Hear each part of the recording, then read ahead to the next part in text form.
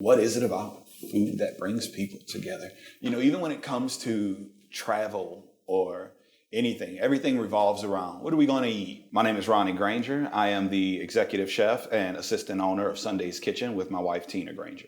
If we're going to do it and we're going to have a good time and make these good memories and share this time together, it's got to be good. We don't want to just gather around our disdain for what we just ate, The joy comes when the meal is satisfactory. The joy comes when everything is in place. Our family is there, our friends are there, we're all happy, there's good food around the table.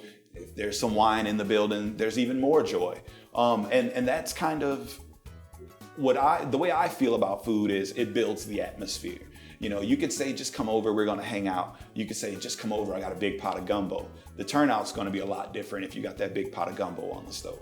Just like any other place in the country, Louisiana's diverse. We all have our own way of doing things, and I like to focus mine essentially on Gulf Coast cuisine, what we would do where I'm from, in Morgan City, Louisiana. And what kinds of dishes does that mean? Rice. I love rice. We have gumbo, we have etouffee. Shrimp Creole is about to be coming to the menu as well. I start everything with butter, onion, bell pepper, celery, the Trinity, and then I'll make sure and add the Pope, some fresh garlic to everything we do. So it's definitely gonna appease every palate that tries a bite. It's aromatic, it's fresh, it's good flavors, and it's authentic more than anything. Did you call garlic the Pope? You have the Trinity in Louisiana, yes Yeah. ma'am, and then the Pope is garlic. You have to do bell pepper, onion, and celery. If you add garlic, then you've added the Pope as well. No two jambalayas are the same. Everyone does it their own way. We make ours here, tomato-based, and it's got chicken and sausage. You could add shrimp, it's a great flavor. The Trinity and the Pope are in it, and you can't go wrong with that dish. But I know I could eat my jambalaya and it'll be great and delicious, and I can go right up the block to somebody else's house who has the same background and everything else, and theirs will be totally different. I've been in Amarillo 14 years. This is home now. I love everything about this city, the way we're growing, the way we're changing, who we're becoming, and I love the cuisine here. Glad to be a part of it. I see people here in Amarillo that reach out to our less fortunate all the time. If someone here has a need, you can just simply put it on Facebook. You'll have 20, 30, 40 people looking to help you fill that need, and that to me is one of the things I truly love about Amarillo. That's one of the things that kept me here. The compassion of the Panhandle, the way we treat each other in most cases, I love it.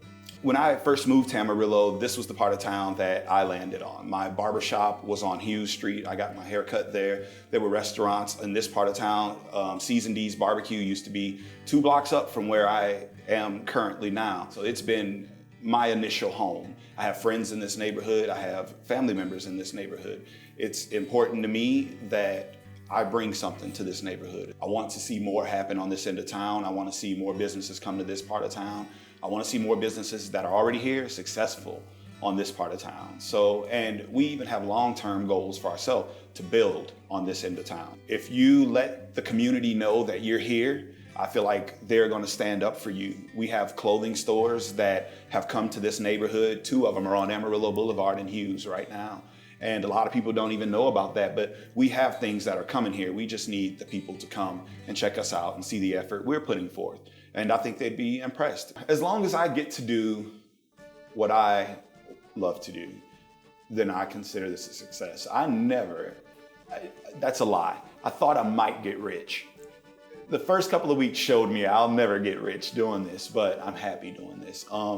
People come in, we meet new people every day. We become parts of new families every day. We see that people are connecting in the dining room, and who could ask for more than that? If that's not success, genuinely, then what is? We see a lot of different socioeconomic backgrounds in here, and that crazy sometimes, It's a stark contrast between this customer and that customer on occasion. But they both came for a love of Cajun food or a need to have a jambalaya pasta or an etouffee or whatever it was they wanted. And they came to this dining room, and like I said, the contrast between the two is different, but the similarity is they both had a love for what we're bringing. So for that reason alone, we have to keep bringing it. We have to keep doing it. We have to continue to be a part of what Amarillo needs in a way. They need things to bring people together. We need, whether it's food, whether it's baseball, whether it's reaching out to the less fortunate, we need these things to bring each other together. And for me, that's how we honestly gauge our success. Are we bringing people together? Are we satisfying the community? Are we making people happy? If not, then we can pack it up, but we're not packing it up anytime soon. I guarantee you that.